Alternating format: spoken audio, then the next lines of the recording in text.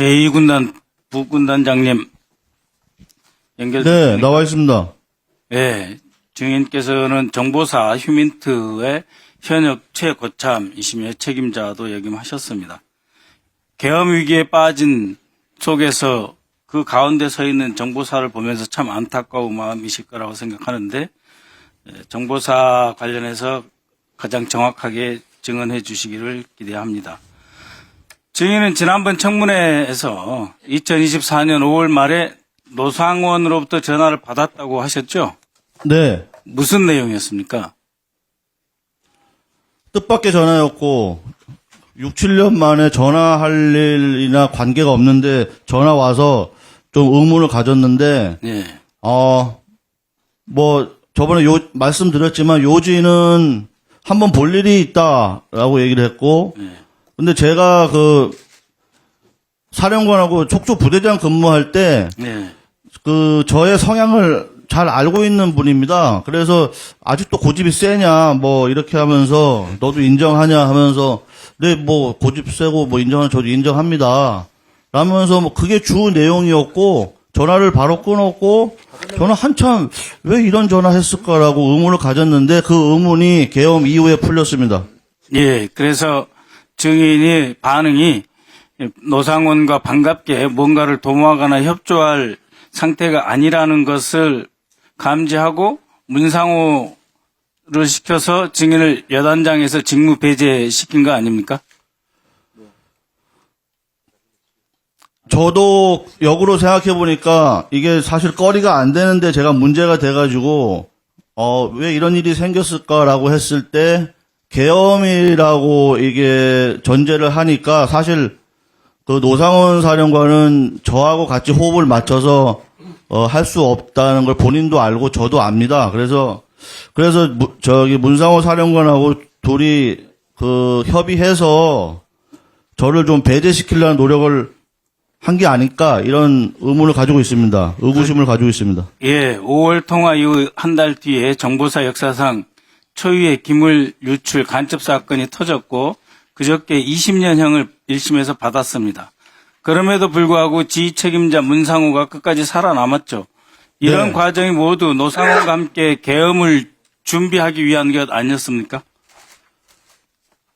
결국 지금은 다 그렇게 판단이 되고 그럴 가능성이 높다고 저도 생각을 하고 있습니다. 사실 그게 언론에는 굉장히 크게 다루어졌는데 사실 언론에 다루어질 문제도 아니고 또 사건화가 생길 문제도 아닙니다. 짧게 얘기를 하면은 그때 외부 영해사무실 지원이 그 문제가 됐는데 사실 외부 영해사무실이라는 거는 저희가 민간 영역하고 협력하거나 협업하기 위해서 운영을 하는 겁니다. 그게 예, 목적입니다. 휴민트 관리, 블랙요원 관리할 때 원래 그렇게 해오던 기관 조직이었다 이런 말씀이시죠? 그래서 그걸 사무실 지원한 거를 업무 배임으로 걸었고, 예, 그래서 이건 시간이 없어서 네. 다른 질문으로 넘어가겠습니다. 노상원 수첩 보면 정치인 납치, 북한군 복장, 미군 사례 등 지극히 비상식적인 내용이 들어 있습니다. 또 수거 대상, 수집소 이런 표현이 있는데 이런 거는 정보사에서 쓰는 용어가 아니지 않습니까? 그런데 마치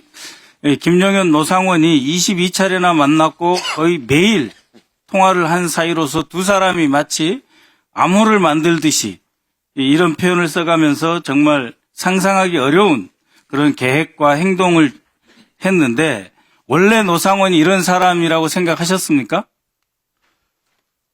2016년도에 1년 딱 근무했습니다. 사령관, 저는 속초부대장으로 근무했고, 저희 속초부대가 대북 임무가 북한 전역에서 대북 임무를 준비하고 또 변경하거나 또 새로 임무를 준비하거나 그런 사안들이 남북 관계에 따라서 이렇게 변경돼서 있습니다. 그래서 그때 새로운 임무를 계획하는 과정에서 그 노상원 사령관의 어떤 지시나 내용 중에 이해될 수 없는 부분, 도저히 수용하기 없는 부분, 뭐 그런 것들이 지시가 있었고, 또 그런 제가 경험이 있었기 때문에 요번 계엄 때 그 계엄 수첩에 뭐 그런 사살, 납치, 수거, 이런 걸 보면서 일반 사람으로는 이게 과연 맞는 얘기인가 이해가 안 된다고 생각했는데 저는 노상원 사령관의 성향을 알기 때문에 노상원 사령관이면 이건 가능한 얘기다 그렇게 판단했습니다. 예, 왜 김영현은 방첩사가 있음에도 불구하고 정보사령부 그리고 노상원을 활용해야 했을까요? 방첩사는 그 무력이나 완력 이런 어떤 특수 이런 인력이 없다고 알고 있고 예. 또 계엄에 필요한 어떤 그 작전이나 무력이나 뭐 이런 걸 동원하려면 방첩사는 안 맞고 예. 그건 뭐 정보사 그런 취지가 아닌가 싶습니다. 정보사 휴민트 조직에 계엄 임무가 있습니까? 원래? 즉 전평시를 막론하고 정보사의 휴민트 조직은 계엄 임무에 종사하지 않는 특수부대죠. 계엄 임무 자체가 없습니다. 계엄 임무 자체가 없고 저희는 전시 평시 임무만 있기 때문에 지금 뭐 불법 계엄 뭐 이렇게 얘기를 하는데 정상적인 계엄이라도 정보사는 동원될 수 없는 부대입니다. 바로 동원되면 그렇습니다. 불법입니다. 예. 그래서 대한민국 계엄 역사에 정보사가 동원된 일이 없었던 겁니다. 정보사가 계엄에 동원되고 김영현이 가장 엽기적인 노상원과 함께 결탁해서 계엄을 준비했다는 것 자체가 내란 행위이고 그리고 정보사에 전혀 부여되지 않은 계엄 임무를 부여했다는 것 자체가 불법 임무로 내란이다. 저는 이렇게 생각합니다. 김순호 국방장관 직무대리님. 예, 직무대행입니다. 예, 직무대행님. 이 부분은 군검찰단에서 별도로 수사를 해야 된다고 봅니다. 이것은 그냥 정보사령부가 윤석열과 김영현에 의해서 동원되었다는 것이 아니고 법적으로 동원할 수 없는 부대를 동원했다라고 하는 것은 또 다른 차원의 문제고 그래서 내란인 겁니다. 그래서 직무대행님께서 이건 군검찰단과 다시 수사 지시를 별도로 내려주셔야 된다고 보고요. 마지막으로 간만에 뵀으니까 여쭙겠습니다. 지금 휴전선 상황 비교적 평온합니까?